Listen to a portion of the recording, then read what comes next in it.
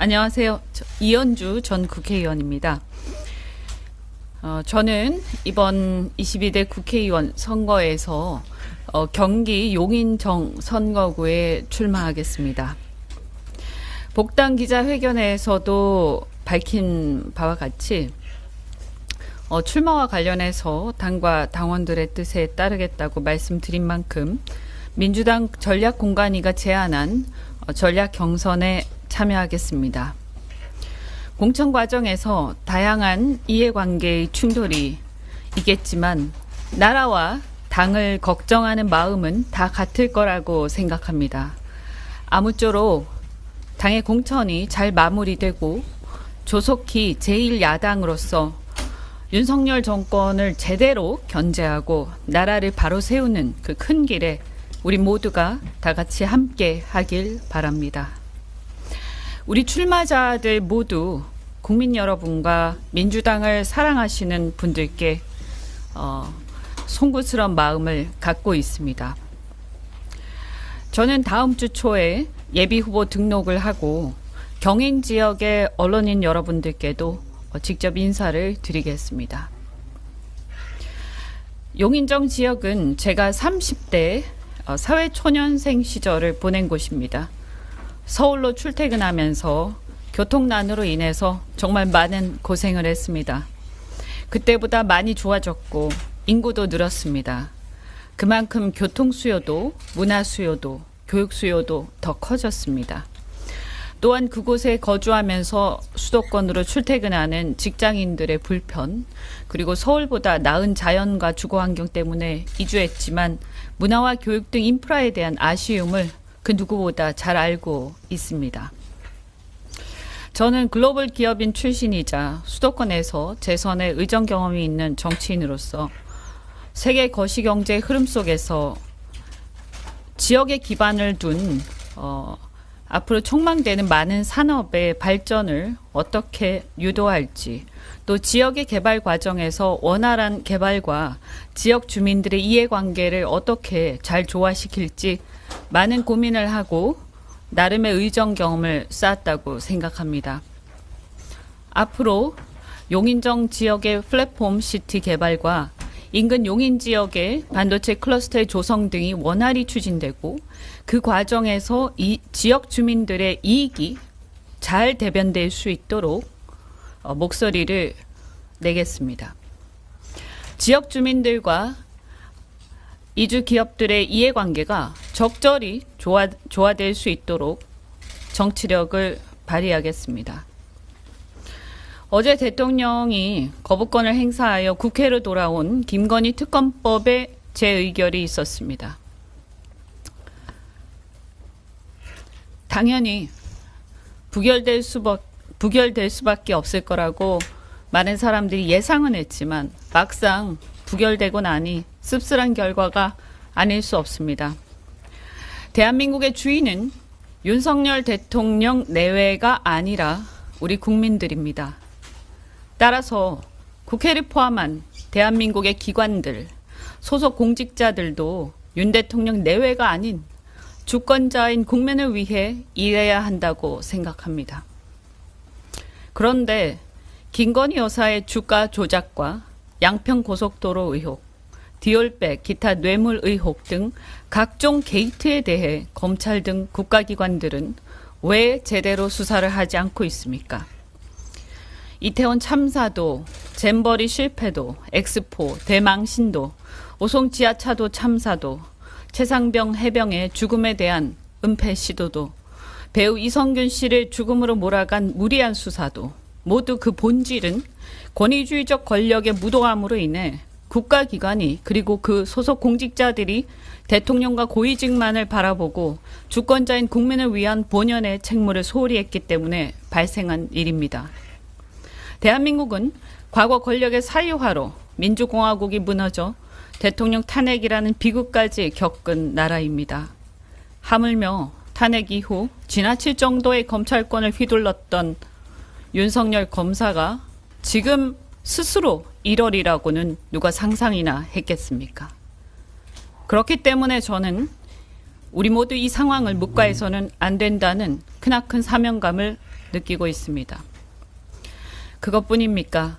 현 시대는 사회적 문제를 해결함에 있어 해당 집단을 설득하고 조정안을 제시하는 유능함으로 사회를 점차 혁신해 나가야 함에도 윤석열 정권은 시대착오적인 방식으로 1980년대식 때려잡기식만으로 접근함으로써 당장은 뭔가 시원한 듯 보이지만 조금만 지나서 보면 문제가 해결되기는커녕 공포와 갈등만 더 누적되어 사회의 역동성만 해치고 있습니다.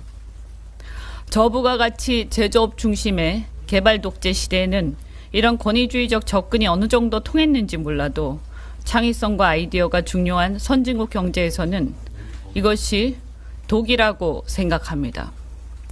자유와 민주주의, 설득과 조정의 문화를 정착시키지 못한다면 우리 대한민국 경제는 더 이상 도약하기 어려울 것입니다. 또한 정치 경험을 일천한 대통령의 일방통행시 국정과 이분법적 세계관의 근거에 적국을 자꾸 양산하는 외교는 대한민국의 생존을 위협하고 있습니다. 올해 미 대선 이후 변화해갈 국제사회에서 윤석열 대통령의 행동대장식 막무가내 외교를 제대로 견제해내서 대한민국의 전략적 이익을 지켜내야 할 막중한 책임이 우리 제1야당 민주당에게 있다고 생각합니다. 국민 여러분, 그리고 자랑스러운 민주당 당원 동지 여러분, 이번 총선에서 꼭 승리해서 제1야당 민주당이 각종 특검과 국정조사 등 비리 은폐 의혹에 대한 진상조사를 해내고 그리고 윤석열 정권의 경제 무관심과 무전략 외교 등 실정을 제대로 감시해서 이 나라가 바로 설 수 있도록 하겠습니다. 지금까지 2년 여러분 만족하십니까? 앞으로 더한 3년이 걱정되지 않습니까? 저희 많이 부족합니다. 하지만 앞으로 더 잘하겠습니다. 정신 바짝 차리고 국민 여러분을 제대로 대변하겠습니다. 지켜봐 주시기 바랍니다. 감사합니다.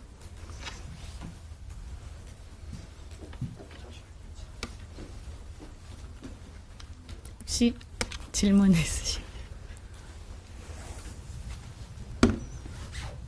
지금 지역고요. 험지라고 생각하시는지 그렇다면 그 이유가 무엇인지.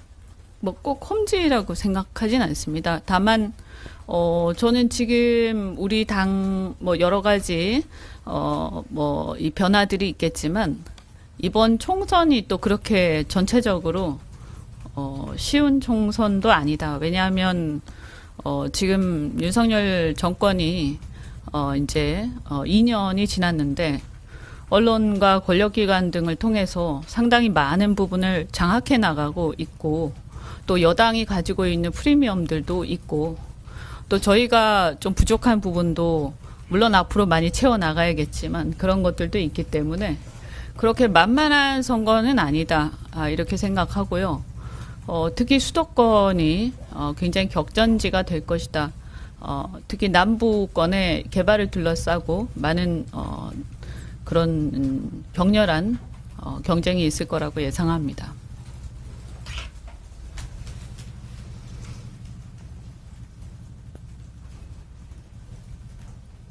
민주당으로 답당하신 인사로서 뭔가 강력한 수용성을 할 수도 있다 이런 얘기가 나왔었는데 네. 결과적으로는 뭐 경선을 치르셔야 할 거잖아요. 네네네. 그거에 대한 좀 아쉬움이 아니 뭐 그 당연히 제 입장에서는 단수를 받으면 편하겠죠. 그리고 제가 당에 뭐 물론 과거에 있었습니다만 기반이 있는 게 아니기 때문에 이게 또 본선하고 또 다르게 경선은 또 어려운 부분들이 있을 수도 있다 이렇게 생각합니다. 다만 지금 당의 상황이 저는 제가 전략 경선을 수용하는 게 당에 도움이 될 거라고 생각을 합니다. 그래서 어떻든 이 과정도 하나의 선거기 때문에 이 상황을 제가 잘 돌파를 함으로써 이게 본선에도 더 도움이 될 거라고 생각하고요. 당에도 미미하지만 그래도 보탬이 된다면 기꺼이 하겠다 이렇게 말씀을 드렸습니다. 네. 지역으로 나가시게 됐는데 방금 전략위에서 제안을 하셨다고 하셨잖아요. 네. 안규배 부회장님은 아까 의원님이 응모해서 면접에 임했다고 아, 그렇죠. 하셨는데 지역을 응모한 거는 제가 한 거죠. 그게 어떤 이유로 여기를 제안하셨을 때 어떤 이유로 하셨는지 알 수 있을까요? 그러니까 그 전략 공간위에선 전략 경선을 제안을 하신 거고, 예. 지역은 뭐 여러 군데가 있지 않습니까? 전략 경선이 가능한 지역들이요. 추가 응모를 하는, 공모를 하는 곳이. 그래서 거기에서 이제 용인정을 선택한 거는 제가 한 거죠. 예. 다른 지역들은 어떤 지역들을 혹시 그거는 뭐 제가, 그거는 찾아보시면 전략 지역들이 많이 있으니까. 예, 예, 예, 예. 다만 이제 저도 제가 생활권이 좀 유사하고, 제가 오랫동안 살아온 지역이 이제 거의 그쪽 인근이기 때문에요. 예, 분당과 용인 근처에서 살았기 때문에 좀 제가 아무래도 좀 편하기도 하고, 또 과거에 말씀드린 것처럼 30대 사회초년생 때 거기서 출퇴근을 했기 때문에 여기 좀 애정이 많이 있습니다. 또 거기에 사시는 분들이 이제 뭐 인근의 수원이라든가 화성 또는 용인으로 출퇴근하시는 분들도 계시고 서울로 출퇴근하시는 분들도 계시고 과거에는 용인뿐만이 아니라 경기도의 큰 도시들이 다 비슷합니다만 과거에는 약간은 좀 다른 정서였는데 지금은 사실은 이제 조금 독특한 그런 어떤 경기도의 그 대형 도시들만의 정서들이 형성되고 있다라고 저는 보거든요. 그래서 서울보다 뭐 아쉬운 부분도 있지만 또 어떻게 보면 그 도시만이 갖고 있는 특이한 점들, 특히 기업 도시로서 성남과 용인 일대, 화성, 수원 벨트 이렇게 굉장히 성장하고 있기 때문에 그래서 한 30대, 40대, 50대 이렇게 화이트 칼라들 또 경제에 굉장히 민감한 분들이 많이 살고 계십니다. 그래서 제 친구들도 굉장히 많이 살고 있고 그래서 그분들이 생각하는 대한민국이 있거든요. 그런 분들이 지향하는 대한민국. 민주당 지지자들도 꽤 있습니다만 국민의힘 지지자들도 있고 그런데 이분들이 원하는 대한민국 미래 발전상들이 있거든요. 전 그게 이제 저하고 많이 통해 있다라고 생각합니다. 의원님, 그 정권 심판론도 있지만 당 지지율이 지금 좀 안 나오고 있고 또 수도권 여론도 또 예전 같지 않다라는 이제 평가들이 네. 있는데 민주당이 왜 지금 이렇게 이 수치상으로 드러나는 마음을 못 얻고 있다고 보십니까? 뭐 일단은 이제 공천 과정이 좀 더 시끄러운 것도 있을 거고요. 근데 이제 저는 제가 국민의힘에 있어 봤기 때문에 그 차이에 대해서 겉으로 드러나는 것뿐만이 아니라 본질적인 차이들이 좀 있습니다. 제가 비판적으로는 이제 국민의힘에 대해서 기득권 공천. 그러니까 이번에 이제 김건희 특검을 앞두고 현역들을 그대로 다 공천을 사실상 공천을 뭐 단수든 경선이든 많이 보장을 해준 그런 기득권 공천이라는 점에서 사실 집권 여당의 혁신을 바라는 많은 보수 국민들이 있을 텐데 그분들 입장에서 굉장히 아쉬운 점이 또 있는 거고요. 그래서 공천이라는 것은 결과를 보고 얘기를 하는 것이지 과정이 이제 조금 시끌시끌한 부분은 그 과정에서 진통은 있습니다만 그 결과가 어떠냐에 따라서 많이 다를 수 있다. 그리고 이제 국민의힘 같은 경우에는 제가 기득권 공천 말씀드렸지만 어쨌든 상당히 집권 여당이 혁신을 하지 않는다라는 점에서 굉장히 전 비판적으로 보고 있고 그다음에 또 하나는 그러니까 그 앞에 그 기득권 공천의 측면이 그럼 과연 이분들이 기득권이 유지되고 있는 이분들이 지난 2년 동안 국회에서 뭘 좀 했나 여당의 의원으로서 아무리 같은 여당이지만 대통령의 실정과 여러 가지 무도한 행태들에 대해서 당내에서 한 목소리라도 낸 적이 있는가? 저는 굉장히 많은 쓴소리를 한 입장에서 안타깝게 생각하고요. 그 2년이 그대로 지금보다 더 심각한 상황으로 진행될 수밖에 없다라는 점에서 굉장히 심각하다 이렇게 생각합니다. 그리고 또 한편으로는 사실은 국민의힘 같은 경우는 이미 사실 비주류가 전멸한 상태입니다. 홍준표 세력 뭐 거의 컷오프 되거나 아예 신청을 안 한 걸로 알고 있고요. 유승민 세력 같은 경우에도 아예 기권하고 처음부터 공천 신청을 안 한 분들이 많으십니다. 또 뭐 제가 너무 자세히 알고 있는 건 알고 있지만 어쨌든 뭐 아시다시피 이준석 세력은 다른 당으로 지금 창당을 해서 나간 상황이고 일찌감치 다 그렇게 정리가 돼서 애초에 공천 신청 안 하겠다 이렇게 나온 분들이 많기 때문에 국민의힘은 이미 전멸된 상태에서 사실상 입틀막 공천을 한 셈이 된 거죠. 그래서 뭐 시끄러울 일이 없는 것이고 그래서 저는 민주주의는 시끄럽고 시끄러울 수밖에 없고 여러 가지 다른 이해관계를 가진 세력들 간의 경쟁과 논쟁들이 있는 것이다. 그래서 아쉬운 부분도 있고 저희가 굉장히 부족한 부분도 많지만 또 저는 뭐 상세한 것은 모릅니다. 민주당 내부 사정은. 그렇지만 굳이 두 개를 비교를 하자면 국민의힘을 경험해본 제 입장에서는 그래도 시끄러운 민주주의가 입틀막보다는 낫더라라고 말씀드리겠습니다. 그래서 아까 제가 질문드렸던 게 민주당이 왜 마음을 못 얻고 네네. 거기까지 그러니까 일단은 이제 그런 부분이 있어서 저는 이제 그 다음에 공천에 이렇게 막 몰두를 하다 보니까 야당으로서의 어떤 뭐랄까요.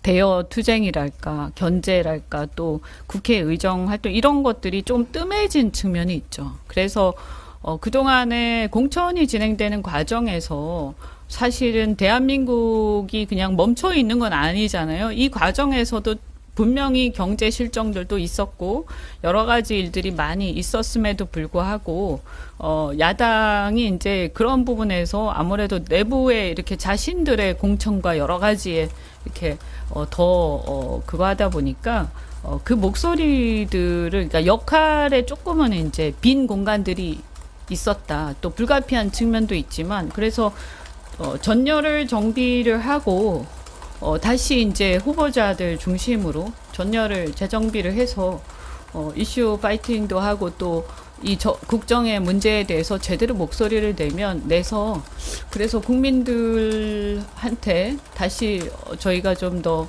어필을 해야 된다. 그리고 그런 부분들에 대해서는 저희의 몫이라고 생각합니다. 그리고 한편으로 뭐 민주주의가 시끄러운 것은 어쩔 수 없긴 하지만 조금 더 이렇게 더 잘할 수 있었을 거다 이렇게 생각하는 국민들도 있을 거기 때문에 어쨌든 좀 더 겸손하게 저도 아까 말씀드렸지만 누구누구의 잘못을 떠나서 다 함께 낮은 자세로 임할 수밖에 없지 않는가.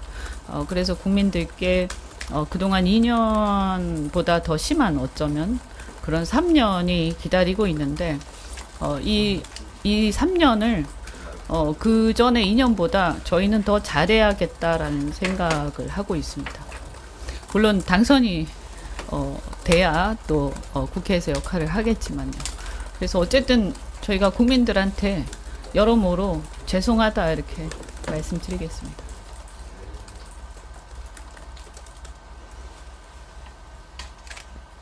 아까 하셨는데 또 다른 분, 네.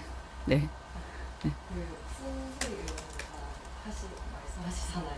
아 저요? 네. 네네네. 아까 팀 공천에 대해 네. 비록 좀 잡음이 있지만 우리가 더 나은 것 같다고 말씀하셨는데 상대적인 거죠. 잘한다는 얘기가 아니고 상대적인 거죠. 상대적인 거라면 평가를 좀 하신다는 말씀이시죠? 그러니까 너무 성격이 다르기 때문에요. 저는 항상 아쉬운 게 그래서 대한민국은 이렇게 너무 이렇게 성격이 너무 다른 두 선택지가 있다는 게 아쉬운 점이라고 저는 생각을 합니다. 근데 현실이니까요. 그래서 여하튼 이게 야당이라는 한계도 있다. 야당. 그래서 항상 야당은 좀 공천 과정이 좀 그랬던 것 같아요. 그게 뭐 민주당이든 국민의힘도 야당일 때는 좀 더 그랬던 것 같고 그게 뭐 여러 가지 이유가 있겠지만 여러분도 아시다시피 여러 가지 대안들이 있지 않습니까? 공천 과정에서 집권 여당 같은 경우는 여러 가지 대안으로 제시할 수 있는 또 자리들도 많고 또 또 힘도 세고 지도부가 아니라 정권이 힘이 센 거죠. 권력이 우리나라는 대통령제이기 때문에 대통령의 권력이 막강하죠. 그래서 보이지 않지만 당의 지도부 권력하고 비교할 바가 아니죠. 그런 부분은 저는 앞으로 좀 많이 개선이 되면 좋겠다 이렇게 생각하고 민주주의가 시끄러운 거긴 하지만 이걸 비교하면 그렇다는 것이지 그 부분은 저희가 더 세련되고 더 나은 민주주의로 가야 하지 않겠습니까? 그래서 저를 포함해서 다 죄송하다는 생각을 갖고 있습니다. 작은 거지만 전략 경선을 수용하는 것도 그냥 그런 노력의 일환이라고 이해해 주시면 좋겠습니다.